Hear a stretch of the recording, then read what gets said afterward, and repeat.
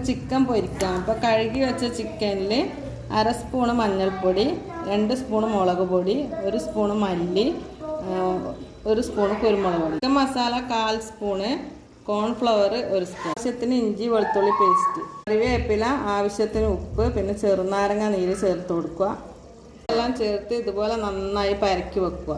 എന്നിട്ട് ഇപ്പോൾ എണ്ണ ഒഴിച്ച് കൊടുക്കുക. ഇനി റസ്റ്റ് ചെയ്ത ചിക്കൻ എണ്ണ ചൂടായി വന്നിട്ടുണ്ട് പാനിൽ. അപ്പോൾ അതിലേക്ക് ഇട്ട് കൊടുക്കാം.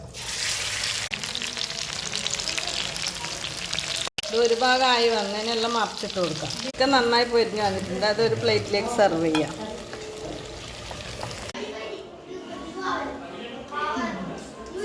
നല്ല ടേസ്റ്റ് ഉണ്ട്. ഞാൻ ചോദിച്ചാൽ നമുക്കിപ്പോൾ ഈ ഇൻഗ്രീഡിയൻസ് ഒന്നും ഇല്ലെങ്കിലും സാധാരണ മഞ്ഞൾപ്പൊടിയും മുളക് പൊടിയും കുരുമുളക് പൊടിയും ഇട്ട് നല്ലോണം പരക്കിയിട്ട് പൊരിച്ചാൽ നല്ല ടേസ്റ്റ് ഉണ്ടാവും.